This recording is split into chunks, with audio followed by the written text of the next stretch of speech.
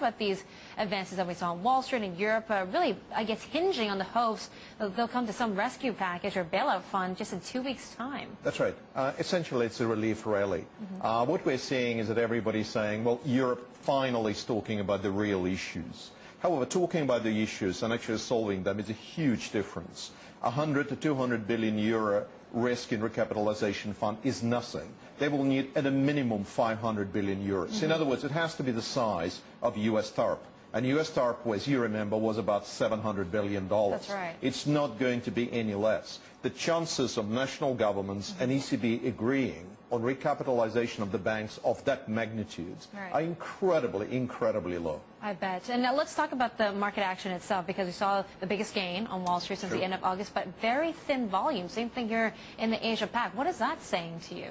It tells me that we are in a bear market. We actually have been in a bear market in some countries for 5 to 10 years now. And we're going to stay in a bear market probably for the next 5 to 10 years. Now, the bear markets are characterized by extreme volatility, a lot of retracements, 5–10% up and down, and declining volume. Eventually, volumes go down very, very, very low. Yeah.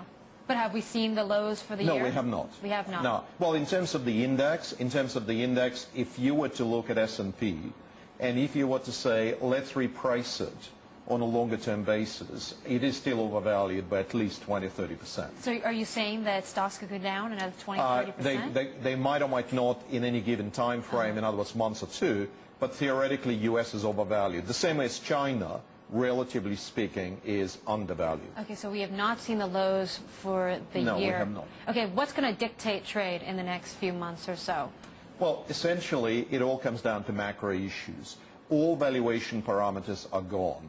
Nothing can be valued. You can't value equities, you can't value commodities, you can't value currencies, risk-free rates is gone, PE bands is gone, even reversal to the mean is gone because there is no mean anymore. It's no longer there. What about corporate earnings? Do you throw that out the window as well?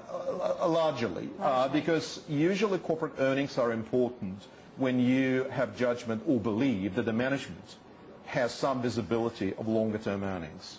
The answer is none of the management team have any visibility. Their visibility is no better than you or I. Right. Okay. So you sound pretty bearish then. Well, not necessarily. Bear markets is one of the most interesting markets. The bull markets are the boring ones.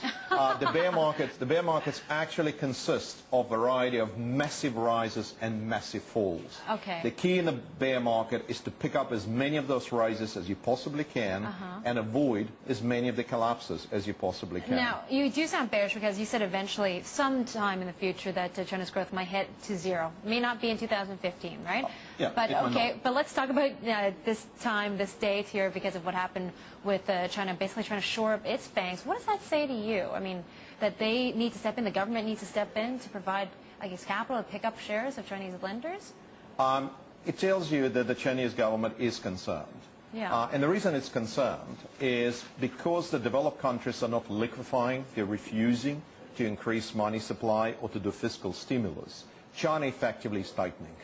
But just by doing nothing, China is tightening. So the question is, have China tightened a little bit too much? Because remember that real estate infrastructure development accounts for over 25% of the GDP. Remember that that's bulk of your fixed asset investment. Remember, if you look at the banks, well over 40% of their assets are tied in those projects. So the question is, when you look at all of that, have we over-tightened? And I think the government cannot quite make up its mind whether it's tight enough or not quite enough.